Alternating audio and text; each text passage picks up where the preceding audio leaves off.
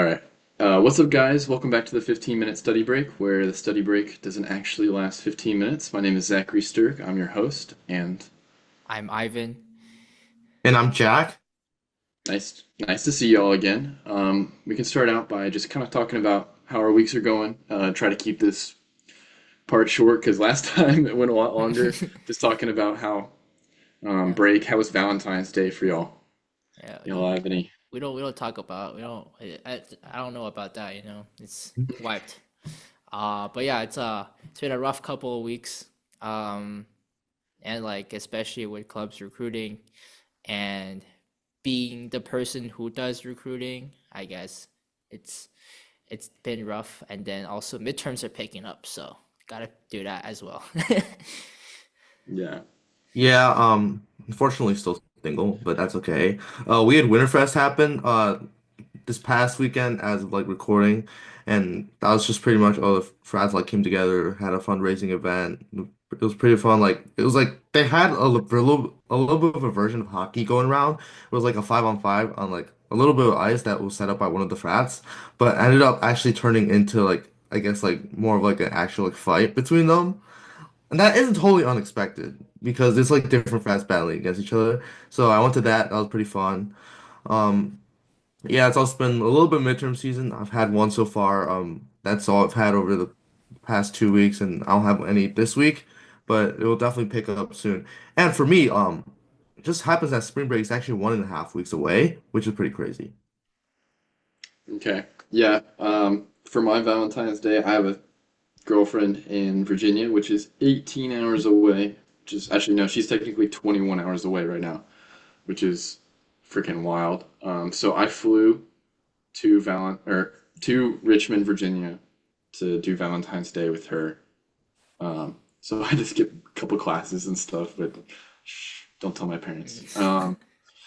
Uh, so I had that done. That was pretty fun. It was amazing. I got to see VCU, which is a Virginian school. And then came back on at Monday. Like I had to sleep in an airport because my flight got delayed. So I slept in an airport, got on a plane, and then flew back like in the morning. And then took an exam the same day. That was not fun. And then I just took another one today. I don't have like midterms really. I have like three tests. That's So basically a midterm. and no, I have three tests and then a final. So it's like You got a final already? no, I'm saying like I have in each class it's like I have three exams, semester exams, and then I have a final. So it's not really a midterm. I mean, it's still No, nasty work regardless. like Yeah. for me in chem, I have like three midterms and a final. So like, That's not well, midterm is middle of the term. I mean, I guess it kind of does make sense because, like, for my econ class, this is the first out of my three exams this semester. The other classes also had like one, like a few small exams, a few small quizzes here and there. So I guess the scheduling makes sense. You know what's crazy? People actually had Monday off, and it's President's Day, and like I know high schools or like middle schools, elementary schools, they usually get this day off, but college students they don't really get this day off. So I don't know what's going on. I got it off. What are you Yeah. talking about? Wait, you did? Yeah, I had no classes. We had classes. Yeah, I we know. had classes too. I got yeah. Take the L. I don't know. That doesn't make sense. Look, like honestly, I feel like out of any of our schools, my school would be the most likely to take President's Day off. No, didn't don't they? It's this is gonna get political. Never mind. I I I agree with that here. I agree with that here. Um, but well, it's good to hear that all y'all are doing well, even though it's stressful in college and stuff. But let's just like dive right in. Let's just kind of talk about we're going to talk about private equity and how that affects student housing in each of our respective schools and what that kind of looks like. Um, I mean, let's just kind of like, do you guys want to talk about like what private equity is first? Because I feel like there's a lot of it, it's I don't know confusion behind what they actually do. Mhm. Do you want to take it, Jack? What is private equity, Jack? So private equity is like a little bit of a way for like a company to like get finance and that isn't public traded. So basically, a company that is a private equity company can like purchase like some sort of company to make it private, and they can and it's sort of called an investment in these companies in order to increase their value and selling their stake for profit. So some of the biggest like players in the private equity landscape are like Bain Capital, Blackstone, Ares, KKR, and a few other big companies. And a lot of people do complain about private equity because at the end of the day, the field's priority is to make money, and sometimes they don't do it in the most ethical way. I know Ivan can probably talk about like equity's effects on like some of the things in the healthcare industry or in the hospitals where the hospital quality has like declined because of private equity practices wanting to make more money. And also like in the NFL who recently opened up at least like 10% of each stake to private equity. It will be really interesting to see how it happens in the future and how private equity can be involved in the sports that we all enjoy now. So I think it's private equity in some way is really just all around us, and you really like don't know, but like they're just there's small effects that are caused by private equity that are just like factored into like how much you're paying today. Yeah, that's for sure. I mean, like you can really see sometimes private equity will do things where they'll just buy up companies and then strip it and like take all and just like lay off a ton of people and then sell it for someone else to own.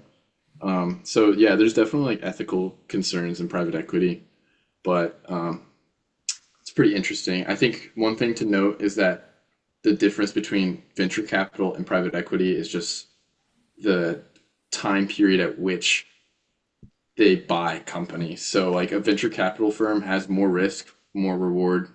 That's the thought. And so they'll buy like startups and stuff like that or fund startups. Whereas private equity, you're buying like well-established private companies. Um, and I wanted to give like a little anecdote. I was talking to a professor who worked in private equity, and um, he worked for a company, and then a private equity company helped him. And they were like they were facing in like 2009, 2010, a lot of oil problems. Like people just didn't like trust oil and stuff like that. If it makes sense because like Obama politics. Um, so like there was a lot of problems with like oil and natural gas, but like they were bought by a private equity company, and like through um, all that like they're they were pretty much just like held up by the sheer amount of money that they can throw around because private equity companies are just like so unbelievably large. It's kind of amazing what they can do. Yeah. One thing he said, he was like, it goes against the flow of capitalism because they have so much money. Um, so yeah, we're just kind of talk about. Do you guys want to talk about move on and talk a little bit about kind of apartment situations in general in, let's say, Berkeley? I know we were talking about it a little bit, Ivan, before we started this. But how's your apartment situation? Yeah, so I don't know about other, let's say, urban environments, because like Berkeley is, UC Berkeley has been literally part of Berkeley since like what, 19th century, which is insanely long time. So it's been really ingrained into the city. Like without UC Berkeley, I don't think Berkeley is gonna be Berkeley, right? Um, so a lot of the housing around Berkeley in Berkeley revolves around UC Berkeley. So they have students in mind. So I don't know the exact number is because it's not really listed anywhere, but I would guess around campus, 70 to 80% of all apartments, family houses are specifically apartments are owned by private equity firms and property management firms. So like large groups that own a lot of land. And then the last 20 to 30% are individual families living next to UC Berkeley, right? And honestly, there's been really mixed reviews on this situation because private equity and these property management groups drive up prices because they know they're the only people supplying. Because if you're going to college, you need a place to stay, right? So they have an inelastic demand, and then they have a very short supply. So these firms are jacking up prices. Like I was talking to Zach about how my friend wants to find a studio for under $1,900, which is insane. Like for a studio, like 1,900 a month is crazy. Not even including like electricity, internet, and stuff like that. Um, and I know a couple of friends who do live in these private equity owned apartments. Obviously, they have a lot of luxuries, right? They're very new. They have renovated floors, they have renovated kitchens, bathrooms, whatever. They're very luxurious. They have study spaces. They're geared towards students, right? However, their rent is absolutely insane for a double, right? They're paying like what 1,500 to live in a room with another guy, like Yeah. that's insane. A lot of it's insane amount of money, um, and private equity firms do not have like a really great reputation for like um, consumer satisfaction. So basically, you'll be like, oh yeah, so if you like start if you buy or do like a rent whatever before a certain date, we'll give you a microwave, all right? And when you do that, they just say like, oh, we never told you that, right? Oh, the microwave is on the way, and just never give you the microwave, right? That they're pretty notorious for doing that, or they're doing like, oh, we're gonna do 30% off parking, and they never give it to you, right? And then you have absolutely no control over this because every single housing around the area is owned by the same company. So good luck finding another house, right? So that's been a lot of experience revolving finding housing here around UC Berkeley. I don't know about how about you guys? So Ivan doesn't live. I don't know if you said this, but Ivan does not live in one of the private equity owned, but I do. It's a little bit different, I think, here in A&M. Um, there's a lot less of them, but I don't believe that a lot of them are like, or most of them are like super upscale, and I live in like a less upscale one. But they own like a bunch of different places around here. And well, okay, so like this private equity company owns a lot of the lower, I want to say like lower, the cheaper houses, whereas like some of the other ones have the upscale ones where you're paying like 1,500. 1,500 is probably like top end here because I mean it's Texas, it's not. Um, it's also there's another thing is that the school regulates how much they can pay too. If it's like in a certain area, the school regulate. I don't know if this is how it is in Berkeley, but the school is like you can't charge over this amount because it's technically student housing, even though it's apartments in other places. So like it puts a cap on these companies, and it's pretty interesting. One anecdote from my life is what you're saying about the frit or like the microwave and just not entirely getting it is entire is so true. Um, I spent like my we were out of a refrigerator because like it was broken when we got here for like I think it was like 3 months or something like that, 2 or 3 months, and we were like every day, like please fix it, and then they kept sending people out like their own. They have their own um like maintenance team, and you're not like in the lease, you're not allowed to go to any other maintenance team. Um, so they kept sending people out, and they were like coming in, and they were like, "There's nothing wrong with it. You guys are just leaving the door open."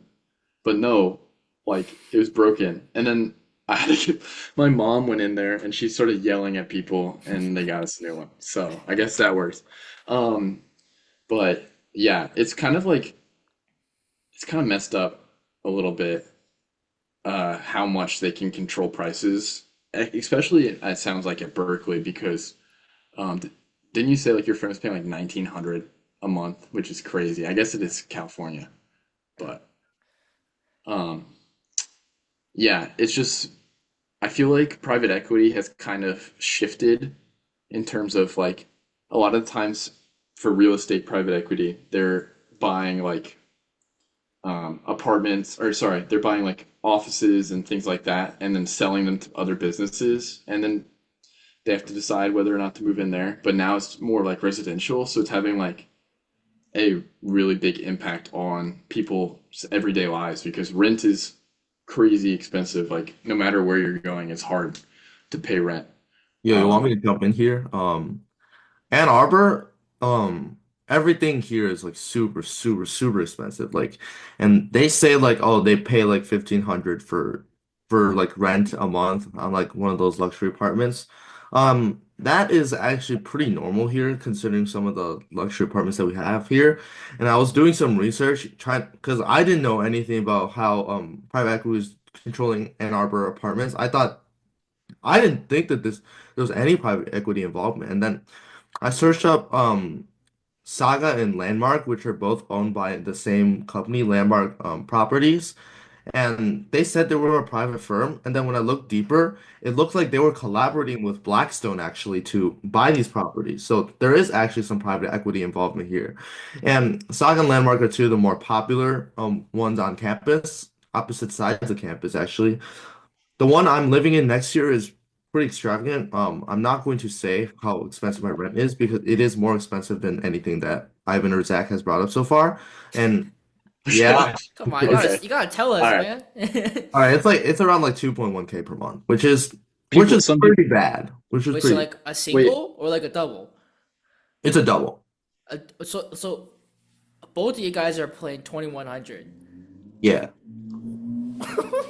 I'm telling you, Ann Arbor pricing is just totally messed up. And Jack, thankfully, I only have to do that for 1 year because the next year I'm moving in with my friend who actually is from Ann Arbor, and he has his like house. So like this is the only year I'm doing that, which is like a lifesaver. Like Jack, I'm super super grateful. Wow. can you send me like the listing of, I want to see what this place has in it for 4,200 a month. No, no, that's absolutely insane. Like, Yeah, sure, I can do that for you. Okay, yeah, I'd like to see that. But they I do think, have their own they do have you both of you have your independent bathrooms, wait, wait, which is wait. nice. So wait, do And you have your then own room or not? I do have my own room. Yeah. Okay, okay. See, okay. That makes sense. 2100 for your own room makes sense. no, Yeah, it does. Jack, I'm in a 3 by 3, own room, own bathroom, huge living room, huge kitchen, and I pay 609 a month, six hundred Are you, nine dollars a month. So are you what? serious? Yep, 600? utilities included. What? Yeah, Yeah. dude, I don't know Something if you can see my below a background, but thousand dollars? Dude, it's like Texas pricing, bro. Like I swear, my like room is big.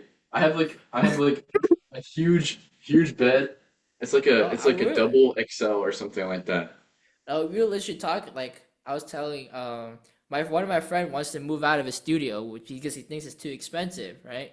And then we were literally looking together, and it was like, oh, it's just like a 1100 dollar a month. And we look at, oh, it's a great deal, right, for a studio. So your own room looks at communal bathroom, communal living room, communal kitchen. It's basically your room only for your bed. That's it. And it's also like 10 miles away from campus. So it has to like ride his bike there for 10 minutes. It's like, man, like the stuff you give up for a cheaper rent is crazy. yeah, no, honestly, like the trade-off is pretty crazy. I like my roommate and I like I'm going random roommate next year, but like my roommate and I will have like our own like washing machine and drying machine too. And like I don't have to worry about like sharing washing machine or drying machine with other kids See, now. okay. Well, So that's definitely a perk too. that 2100 Bro, starting to make sense now. Like, I have Yeah. I have my own washer and dryer you do, too. oh, well, Oh my. I have to pay. I have to like throw quarters in it. I have to throw quarters in there. Yeah. Own it came with the unit, everything. It was fully furnished too. 609 a month, fully furnished. Like, but like honestly, I went inside one of my friends. I think they're private equity owned. It's like they have like a huge LED sign. I forgot the name, but like it's like an LED. Basically, like their layout is two doubles. So like it's literally like two bedrooms, but it's like very long. So it's like two beds, two desks, and then like a communal living space. The layout is so horrible. It's like student housing, but not student housing. Like at this point, just do student housing. Yeah. And I don't he's know. The paying thing is like, also the thing is also at Michigan, like pretty much all the sophomores, like 90% of sophomores move off campus. And like out of the 10% that stay on campus for housing, they either become residential advisors or RAs yeah, and they yeah. live in the dorms with the incoming freshmen, which I don't think is very fun. And personally, I don't think RAs really care about their job. All they want is housing. Yeah. And then for the other part of the people that want to do housing, they're probably some of them are athletes and they're required to Mhm. do housing, and that's like paid for them in their like Yeah. scholarship. And then the other part, just like they just get lucky. Like they fill out the form, and if they don't get housing, then they have to like find a place like last minute. But sometimes they do actually find a place, and there is one residential hall that does like have a lot of like sophomores and like upperclassmen, but that one's like the size of that one's like 500 or something, and low-key not a lot of people get it. And just think about like the average class size of Michigan is like 8,000 or 9,000. So Yeah. that's Yeah. 500 divided by 4 is like 125. That's Dude, not a lot of kids getting Hmm. getting on campus housing like upwards from freshman year. Mich So Michigan's been dealing with a housing crisis for a really, really long time. Like there's like several sorts of luxury apartments that are like popping up on campus. Like the one I'm gonna be moving into next year at least, just came up like 2 years ago, and honestly, it's probably the more exciting development in like the city, which is pretty fun. But also that's kind of priced in to why it costs so much. Hmm. And I don't know if the one I'm living in is private equity owned, but if it's the same deal with how like Blackstone is collaborating with like one of the local firms that provides housing, then there's definitely obviously some private equity that is playing a Yeah. role in I how just why wanna do you think they're so priced as they are? I just wanted to say, I don't know, but they're building. I don't know if you guys have been on Berkeley campus before, but if you stand at like, the bell tower we have, you know what I'm talking about, right? Okay, if Mhm. you don't, whatever. But if you stand on the path, you can look across the bay at the Golden Gate, and it's like a very famous view. But that view is gonna get obstructed in like a year because they're building a new apartment complex that straight up blocks the view. Um, so I haven't researched it, but I do think it is private equity. It's gonna be private equity apartment. Um, so like you're getting rid of literally campus culture, campus history. just imagine how much they're gonna charge for the side of the apartment building that's facing the Golden Gate. Like, Oh you know what I man, mean? no, Like, no. Imagine those how views gonna be insane like that view would fucking be. insane. It is an insane view, but like you're blocking, like it's literally like you're walking home and you see the Golden Gate. Like, wow, so pretty. I'm so glad at Berkeley. It is gonna get blocked by an apartment complex, right? Like, you're just taking away my joy. Um, yeah. Okay, I'm gonna move us along because we've been talking about this for a second. Um, what like what are some reasons that you guys think that private equity is really looking towards these these homes for students and specifically like what do you think brings that along for them?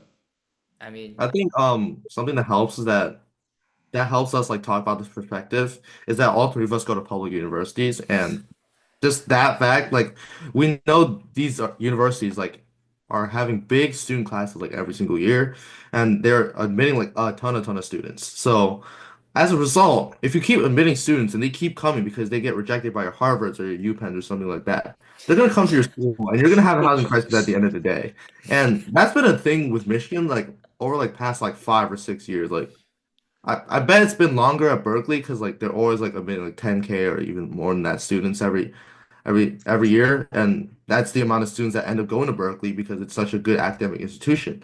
But just because of these housing crises like building up and that they don't have the space to keep investing in like on-campus housing, um, there's just like a lot of demand for student housing and like off-campus student housing. And if you go to these like big public schools like your Michigans or your Berkeleys or Texas A&Ms or even like I don't know, Georgia Techs. Like there's gonna be kids there that are like, oh, we don't really oh, it's like, oh, we can probably afford like this like luxury apartment, and they'll probably end up like living it. Like well, low key like I think for private universities, they got like guaranteed housing for all 4 years, right? yeah, That's so like Yeah. one of the selling that's why points. they're not in the equation right now. So we're only Yeah. talking about public universities. And so like a lot of people like in these public universities they end up like they're secretly rich. They got secretly got connections. So they'll be fine in like some of the luxury apartments. And especially at schools like Michigan, which like out of state tuition is like 96K. Let's be real. Like that's insane. Yeah. Michigan's bringing in bank off of that's so much money in tuition. Like, but I think like they know that they can charge it. You know what I mean? Like It's like a it's whole Michigan. nother conversation on like how colleges admit more out of state just to get more money. Yeah. Yeah, so I guess like just looking at that, like private equity firms can like really capitalize on that demand by building these projects right next to these like big public schools where they know they're gonna have a big housing crisis just because they can't sustain the amount of students that admit with the current like housing that they have. Like Mm. there's freshmen at Michigan that are actually doing off-campus housing starting from their freshman year, which is honestly pretty crazy. And I know a lot of kids are willing to do that too. No, But it's like I feel like especially at Mich and Berkeley. I don't know about A&M, but we have a ton of international kids. And oh if yeah, they're international kids, they're You rich, they're loaded. oh yeah, And I'm on. like I know a couple international kids that are living off campus and like pretty far away from Camp Berkeley actually. It's like a 20-minute, 10-minute drive. But have you seen those apartments? Like it's a high-rise luxury apartment. They have their own pool, their own gym, and like a parking structure. I'm like, ah, like we're living in different different worlds. Dude, just one thing, okay. Dude, imagine if like an NYU or a Columbia started having a housing crisis. You know how the rent is like super insane in New York City, right? It Uh, that goes from like 3,500 to like 10K every mm. month. Yeah, Like that would be scary, dude. I know for like I know those schools they give out like housing stipends, especially for like graduate students. Um, it's because like the rent situation there. But I would say like international students definitely is a major factor within like these building these luxury apartments because obviously the like a common maybe 80 70 80% of the students probably wouldn't can't afford and doesn't want to live in these luxury apartments, but they're just banking on the fact that there's going to be international students, there's going to be loaded kids from like businessmen who have to live in these New York penthouses style apartments, right? All right, also, you know what's interesting? So I was like talking to people that currently live in like where I'm gonna be living next year. And I actually heard that a lot of the athletes that are given like scholarships are living there. So I'm wondering if like, oh, maybe the scholarship money just allows them to have the best living situation possible to take care of their Mm. bodies and like kind of like motivate them to like prepare the best that they can for like the games, you know? I mean, they yeah. definitely got like housing money from the university, right? They definitely have that. So, True. Um I wanted to kind of talk about like another reason why they're targeting public schools too, is that like a lot of schools like A&M, they're listed as like student housing, even though it's privately owned. So they get like tax benefits and stuff like that. Um, and like they'll get credits and stuff to like, I don't know, it makes it cheaper for them. And then, but the flip side of that is that they have to like, there is a cap to how much they can charge people, at least at A&M. I mean, it sounds like Berkeley and you yeah. mentioned they can just do whatever they I don't want, know It how but that. got me thinking that actually student housing is a very stable source of investment. Because let's say there's a housing bubble crash, like bubble pops, housing prices crash. But like there's still gonna be Berkeley students, right? There's still gonna be A&M students, there's gonna be Mich students, and they're still gonna need a place to live, right? So like even it's gonna be stable, stable income, stable return on investment, even yeah, if the entire economy takes a dip. Like maybe like there's a dip in the student numbers, but it's like I would say like majority of students will still go and still live in these apartments, right? yep. And I mean, another thing that I kind of like wanted to bring up is that because they're students, they'll take a lot more shit. If that makes Yeah, sense. yeah, Sorry, excuse my language. They'll take a lot more.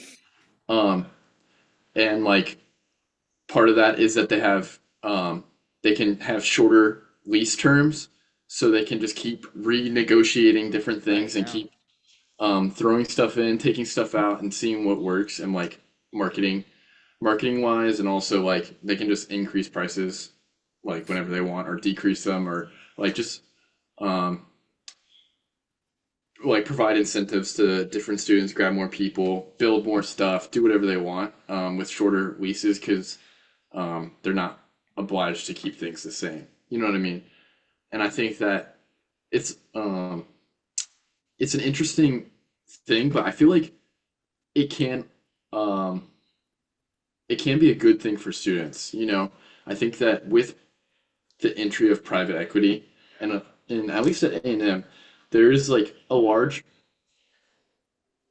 variety of apartments. We have a very you can I think it's different at Berkeley and UMich. I'll say that you can go to a non-privately owned one or a privately owned and then a private equity owned one, and they're going to be entirely different. I'm moving out into a non-privately private equity owned apartment next semester, and it's just like an entirely different. It's like surrounded by families and stuff like that. So I think that um, in general, it provides more uh, variability between the two, like between different apartment complexes, but it does kind of push the rental rates up in general because like these private owned ones, which are just like family owned or whatever, have to increase their own prices to meet the demands of people that go to private equity ones, if that makes sense. So like overall it just like makes things less affordable, but there's more variety.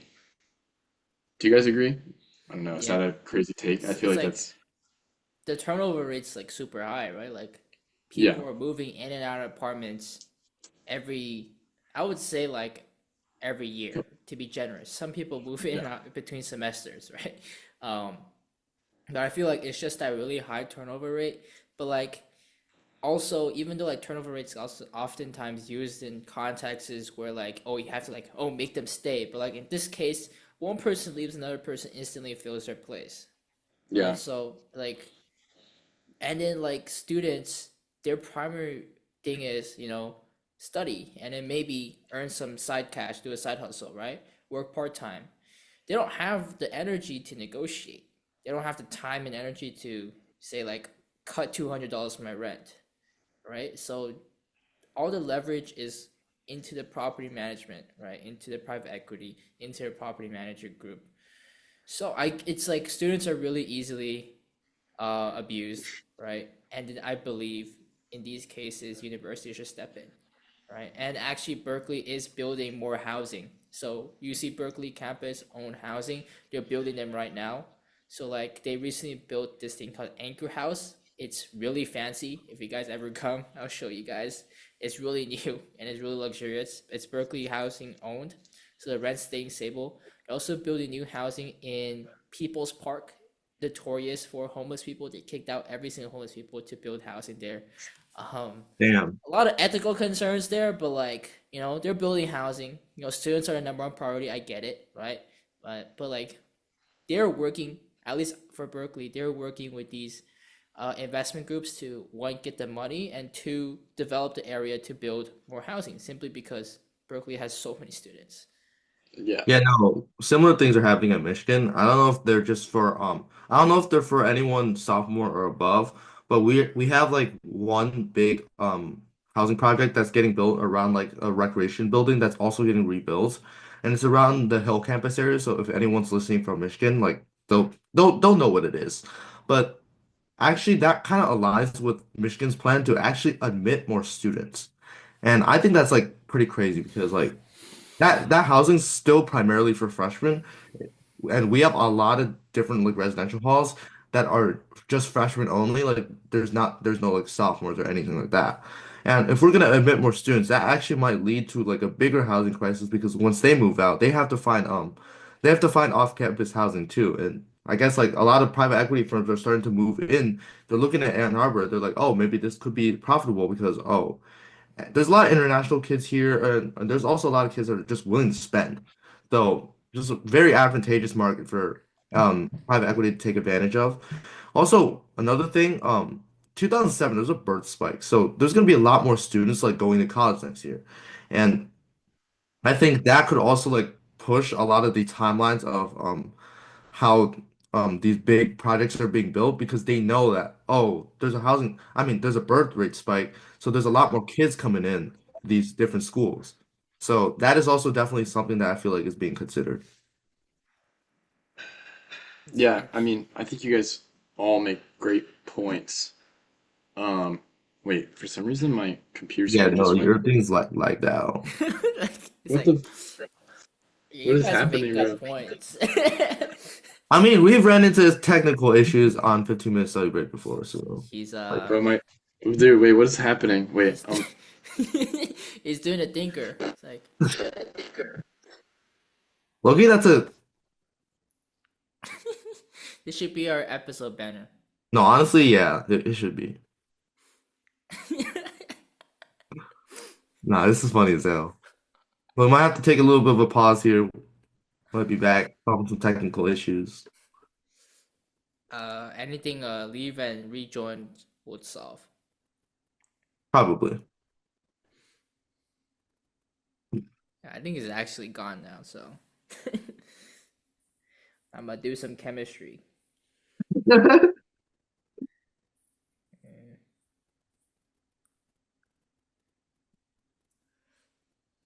yeah.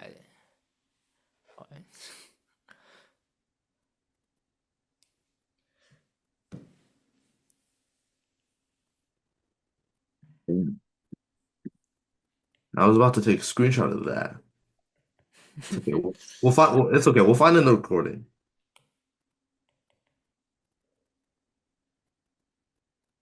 Also, I'm super behind on putting episode covers up. That is Yeah, I totally on once you me. get an episode cover, I'll upload the We need to post them on previous. Insta too, because like our Insta is just totally not active, and that's bad. I want to focus on the I feel like our breakthrough would be that video documentary, at least Oh on yeah, sure.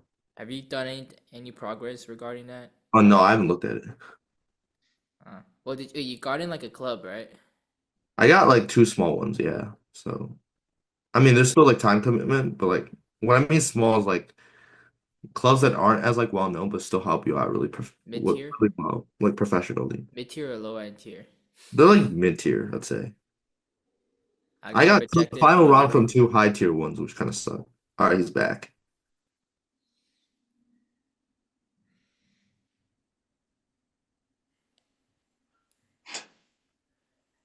hello, hello, Hello, Yeah, can you I hear can me? hear you. Yeah. back. Well, my computer screen just went black for some reason. Okay, where were we? Don't worry, I'll cut it out. Yeah, Okay, we'll cover it. Don't worry. I seriously don't remember what I was Wait, on. just like I'll say, oh, we had like technical issues, and then now we're gonna keep like talking about Yeah. fuck. What were we on? Sorry, Okay, sorry. Technically, the thing is, we're back. Let's talk about this. Blah blah. Yeah, okay, okay. Is it recording now? Yeah, I didn't stop it. yeah, but it's like it's Okay, okay. Sorry about that. My computer kind of fizzled out, and so let's just kind of get back into it. And we were kind of stuck in a loop talking, so let's try to like move on a little bit. Um, what do you guys think are some pros of having private equity housing? Just can you guys think of any? Because I think um, some things I've written down just like higher quality amenities, modernized Mm, facilities, and like there are luxury options for people who want to pay more, like those out-of-state students, those people with more money. Um, yeah. and yeah, I would say it's really easy to say there's a lot of cons. I mean, like we've been talking about a lot of cons, but I guess the fundamentals of housing is money, right? Without money, you can't like either one build big apartment complexes for thousands of students or two tear down existing buildings to either remodel or build more larger housing. Like you don't have people like individuals don't have enough money to do that, right? Individuals at most has the money to rebuild their single family house, which is like 4 bedrooms, 5 bedrooms max, right? But only private equity has the capital to tear down an entire block and build like a 10-story apartment complex, right? So I guess that would be a pro because without this investment, without this capital, there is no way students can actually find decent housing at a decent distance from campus. Like, if without private equity, I would be saying like UC Berkeley students would be spending at least 10 to 20 minutes on a bus trying to get on campus. And then you know how public transportation is unreliable at best, right? So they're going to be late to their classes. And the worst case scenario, they're not even going to get on campus, right? Because it's so unreliable. So I would guess that is probably the pro for private equity for me. I think I'll address this from a different perspective. So you know how like sometimes with like universities and college towns, when you build on off-campus housing, it kind of like builds on the skyline and really just helps the community out. I think that is like something about private equity firms that kind of goes a little bit unnoticed. Like, yeah, there's gonna be high costs with developing these high-rise apartments, but you're also just developing the community around it.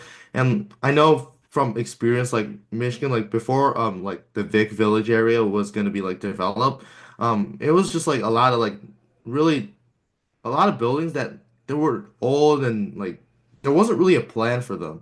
And then once Vic Village actually finished like construction, like oh Raising Cane's is moving in. Oh, so many different restaurants are being built around it. So many different retail stores are being built around it. So it just really helps Very like the true. development of that area. Yeah.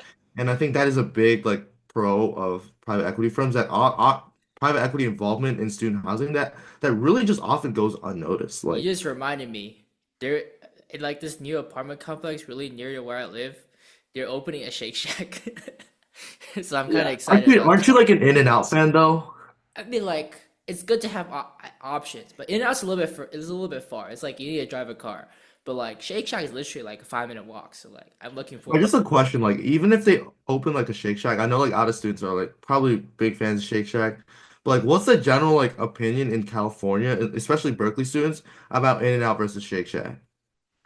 I mean, In and Out is cheap and it's like a really good bang for your buck. I think that's like the number one point for me. Like, where can you get a cheeseburger for like $4, right?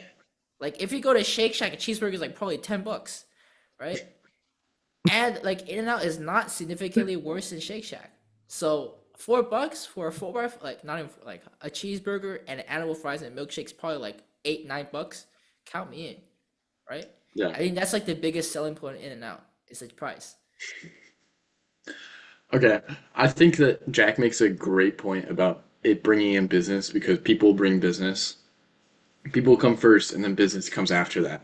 Yep. And I think that that also brings like diversity in business and then overall just helps the economy of like College Station, of Berkeley, of Ann Arbor. So I think that they definitely like they have positive impacts as well. We've talked about a ton of cons, but there is positive impacts to it. Um, and is there anything you guys would like to say about your personal colleges and what students who are coming in should kind of do for housing? Because Mm, um, for me, coming out of state student, not knowing anything about College Station, never talking to someone really who had been there before, except like parents who had been there like 20 years prior. It's different, you know. Um, what just like one tip, one quick tip, what would you say is the best tip for housing?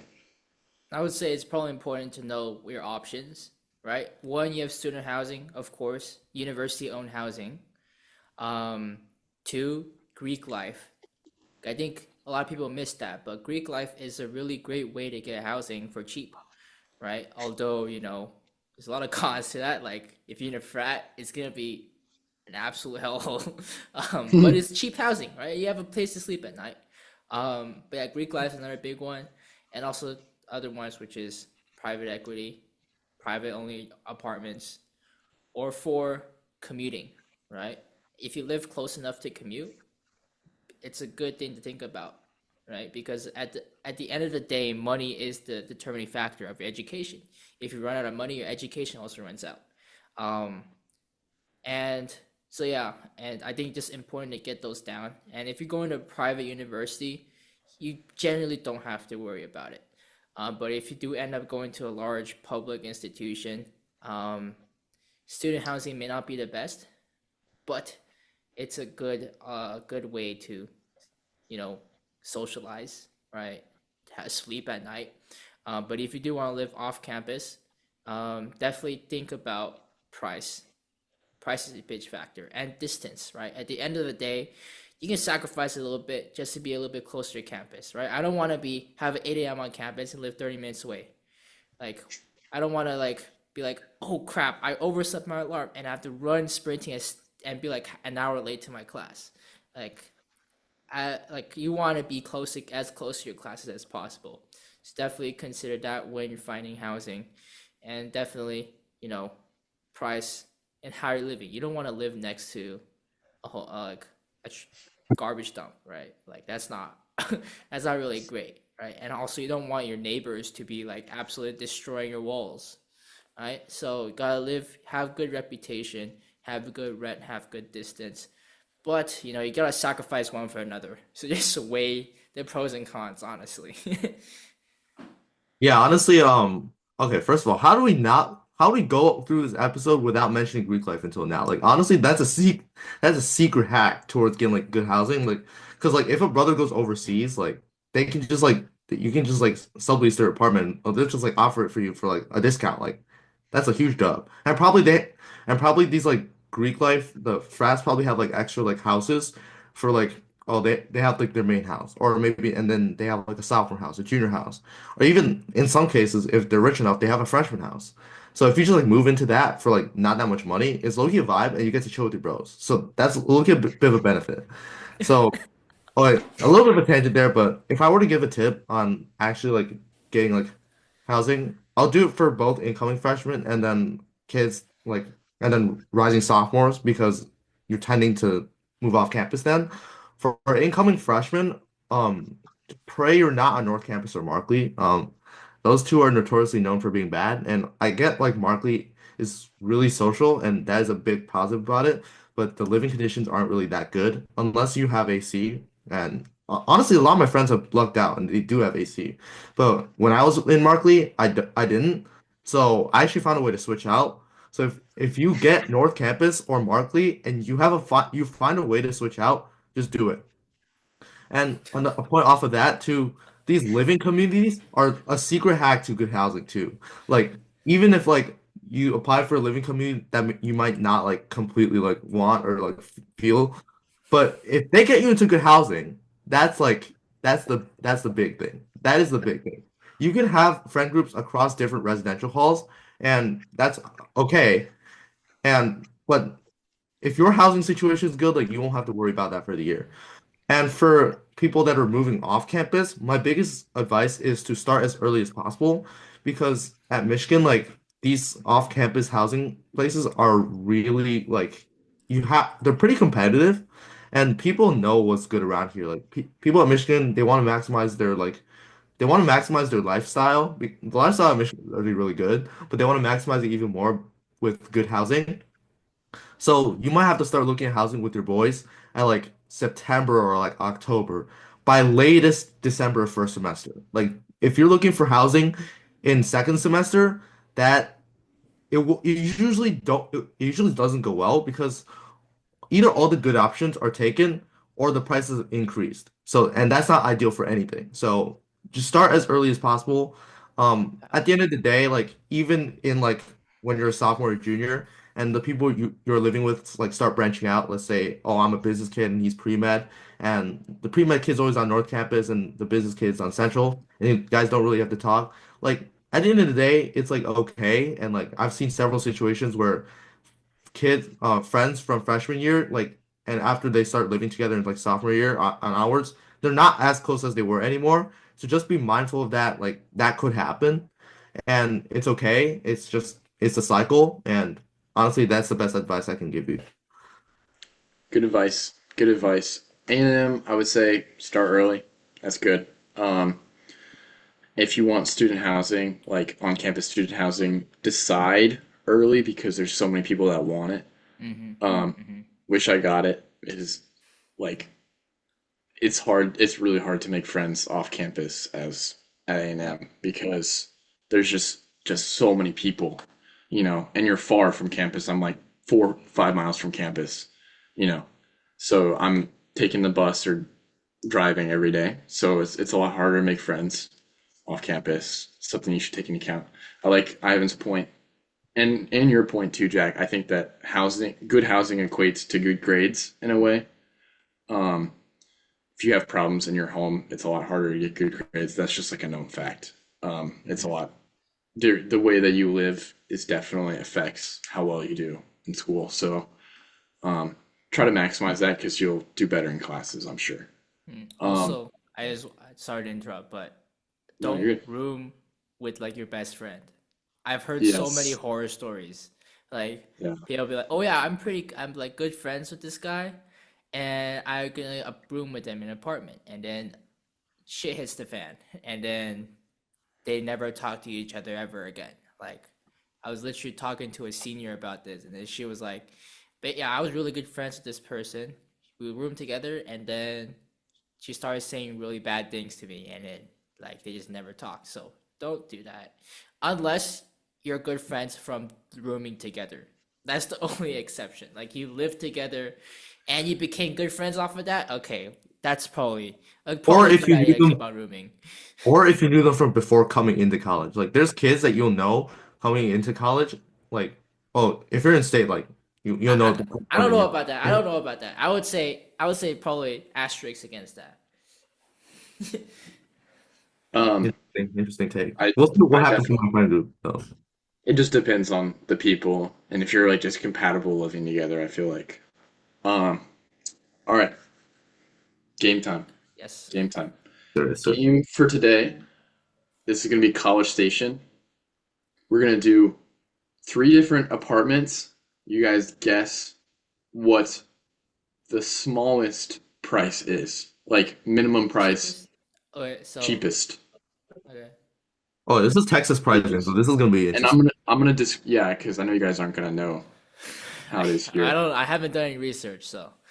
I haven't Yeah. done this either. Um, okay, we're gonna do studio, and then we're gonna do a three beds, three baths, and then a two by two. So like a studio, one person, small, tiny. And then I'm gonna describe the location, all that. And I'm not gonna show you guys any photos. You guys are gonna have to imagine. What? Um, No. no, yeah, Damn. you have to imagine it because I'm gonna describe it well. I'll describe it well. Because I didn't know how to. I'm just on apartments.com, so I didn't know how to. I guess I could Is have put this a block okay? there. Clarification. Is this like total price or is it like price per person? Um, that is a good question. I'm gonna say price per person. Okay. Okay. Okay, Okay. perfect. So our first place is called. It's a studio at North Point Crossing, which is like it's on the main street, but it's down the main street. So it's like you have to walk a little bit to get to Northgate. But you're at the corner of University and Texas Avenue, which is like the two big streets.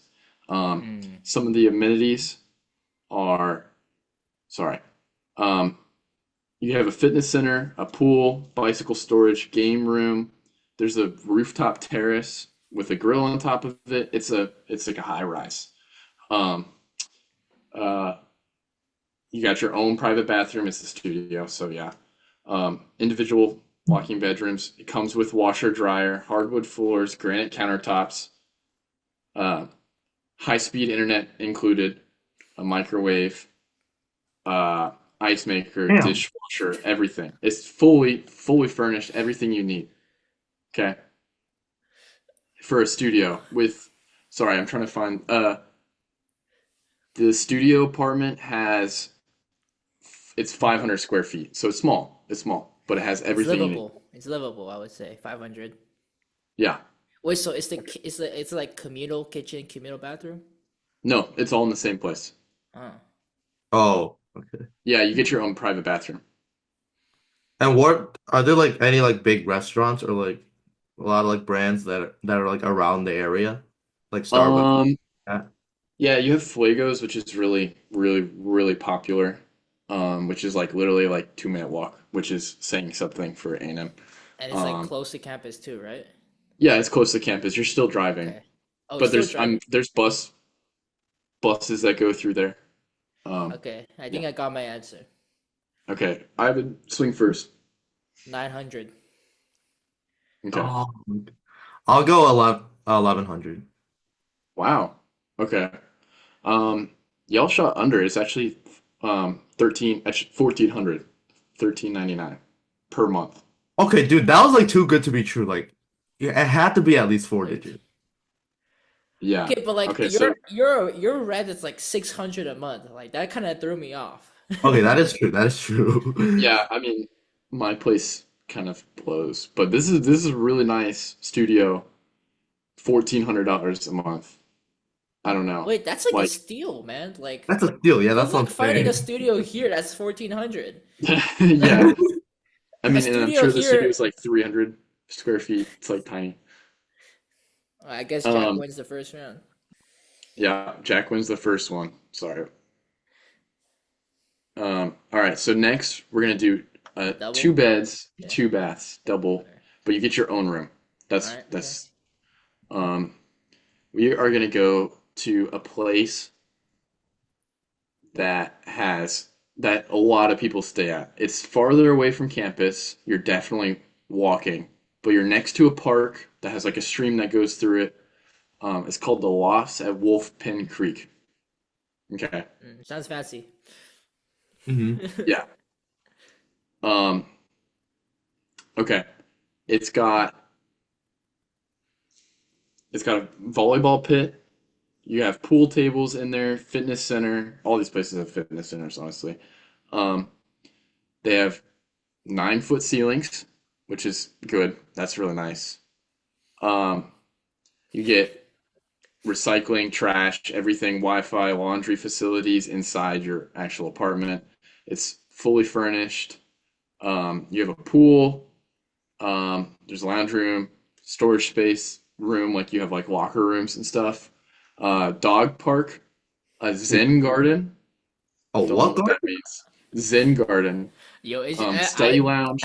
Yo, who's a fiend for smoking, dog? Yeah. I'm just saying, every single apartment Zach is No. describing right now is only telling us to go to XAM. Gotta transfer. Granite countertops, dishwasher, washer and dryer. Always said that. It's a loft layout, so you have a loft, which is kind of cool. Um, and okay, that's what I'm gonna give you guys. It's a pretty cool place. I've looked at going here, but I Why decided didn't against you? it. Okay, why didn't you move here? Are you Um, like, because their one bedrooms are out of my price range, and I wanted to live alone, and I wanted to Out of your furnish my own place. okay, out of your So oh, oh, okay, that's a great hint. that doesn't give you anything. I'm being honest, it does not give you anything. Alright, Jack, you Okay, go first. Jack, I'm you not go going first this first. time. I'm going first. Okay. If this is a place that a lot of people are gonna stay, I'm gonna say it's less expensive than the first one. I'm going. I'm This is going. per person, just by the way. Yeah, but you got in-unit Oh, washer and dryer, so this gotta be expensive. wait. You got your own like washer and dryer. Did the last place have your own washer and dryer or no? Yes, and it was a one bedroom, and it was 1400. One bedroom, It's luxury, 1400, man. and And then this one's a two bedroom. yeah, two Oh, bedroom, two bath, oh, that thing is. 1,000 square feet, 1,000 square feet, double the square feet. Oh, Isn't that big though? 1,000 square feet. That's huge. that's huge. Yeah. Yeah. I'm being thrown off here because I like 1400 is pretty expensive for Texas A&M. So I'm gonna go. I'm going 900. Okay, per person. Okay. Yeah. Okay. I'm going 1100. Okay. Swap switcheroo. All right. Ready? It's $550 What per the? person. As that's what they say. I think this has no like you don't have like water, electricity, and all that included. Okay, but So it's still, Oh, super big. what the? 500 a person is crazy. What the hell? Yeah. What? For a It's thousand like square half foot, my that's like rent. crazy. According to apartments.com, it could be different in Okay, person. but like, It's 555 per person. No way. okay, like Hmm. even if that's like only like half, at max you're paying 1,000 for that. Like, Yeah. That's unbelievable. All right, I'm lodging into my common app to transfer. So who got that point? I'm sorry, I wasn't. I did. You got okay. So technically, do you want to Oh, Jack? Do oh you want to yeah, it play was for all lower. the marbles? Go For all all the in, marbles, I Yeah, don't like know. winner takes all. all in. You All gotta in. do it. Sure. I'm down. Gotta I'm do down. I'm it down. I'm down. for the Let's do it. plot. Let's do it. Let's do it. Okay. Um, we're gonna do um a, another one that I almost went to. This one, I'm. It's a 3 by 3. It's 1,200 square feet. Um, well, there's a bunch of different price options for like different. They have three different ones for 3 by 3. They have a tower, which is like they have like a main tower, flats, which are kind of like smaller on the side because they have like a ton of area, and then hillside, which are like a mix between two. It's like different ones stacked on top of each other. If that makes sense. Like it's like the tower is like an apartment building. Hillside is like the mix between an apartment building and townhomes, which the flats are more like townhomes. Does that make sense? Yeah. Okay. You get Wi-Fi, stainless steel appliances. You're right next to a Brookshire Brothers, which is like a Kroger, Walmart kind of deal. Like it's upscale ones. I will say that a lot of the athletes at Texas A&M stay here. There's a grill, fitness center, pool, volleyball, um, court. It's really close to West Campus, which is like business stuff. It's super duper close. It's not on the main street. It's like a little bit farther away, but you are really close. There's a ton of parking here. Super easy to park. And buses go through here a lot. There's like three different buses, so if you don't have a car, you can um, still get to class easily, super easily. Uh, walk-in closets. There's a kitchen in unit washer dryer. That's like standard here, honestly. That's standard here. There's like a jogging trail. There's garage parking if you don't want to park outside. There's garage parking as well. They have like a giant garage. Um, you're super close to the football field, so you can walk there easily. And yeah, I'm just gonna give you guys that. See how you guys do. Figure it out. Jackie, Dude, you go first. I'm not going the first. fact that athletes live there is kind of throwing me off because usually where athletes live are tend to be more expensive. Well, that's what I have in Michigan. But the fact that the second one was 550 is also throwing me off. Really, really. Yeah, their singles were like 1,400. That's why I didn't want to stay there. Because I found a single that was like pretty close for like 800. It's And this is a unfurnished. three by three, right? So This is a 3 by 3. Yeah, So it's like and per person. three rooms and one Three bathroom. bathrooms. Wait, Three what? bathrooms. 3 rooms, 3 bathrooms. Each person gets their own bathroom. But the oh, kitchen three is people. shared Okay. They have a shared living room and and kitchen. and kitchen. Yeah. And Okay. then washer dry is like per person, right? No, it's like Shared it's between three. for all three of the people. Yeah. Okay. Okay. Yeah, it's like in unit. Like it's just their unit. And you said the last one was 555? Yeah, that's what apartments.com says. Don't believe that as much. I feel like that might be kind of marketing, but we're going off what apartments.com says. So Ah, 555. ooh, this is a lot of pressure here. I will say I'll go with 650. 650. Oh, Okay. okay. That's tough. Do I go over or under on this? Ah, I'm gonna have to go under 600. No way it's over 650. I'm Yo, locking. okay, wait. Yeah, they all start because there's like upgraded units and stuff like that. They all start at $880 for 3 by 3 because it's 1,200 square feet and it's really close. Bro, what? Yeah. And No, I oh my told you the God, athletes threw me their off. their kitchen is amazing in this place. It's really nice. Like this place is really nice. Dude, after the episode's over, you gotta show us these pictures. No Yeah. way, I just got swept, bro. I was just impacted. Yeah. Yeah, I can show you guys some of the places. That's not the most expensive ones, or I think it's like the auto, and like you can get up to like 2 grand, I think. It's like 2 grand But a month. at that Dude, I point, just knew like you gotta be Texas like, pricing was like so much lower than like Michigan pricing or like Chicago I pricing. mean, but like also, there's nothing in what is it called? College Park, College Station. College Station. Yeah, there's like nothing there. So What do you mean no there's nothing offense, but there? There's like 70,000 students here. I There's mean, that's stuff about going it. on. That's about it. Yeah, Like I here, mean, we got homeless people, students. all right, we gotta end it. Yeah. That's where we gotta end it, bro. Um, yeah, no. Yeah, but College Station's an hour drive or an hour and a half drive to Houston, probably hour and a half drive to Austin, 3 hours to Dallas. It's not bad. Yeah, Everyone has a car. So there is stuff to do.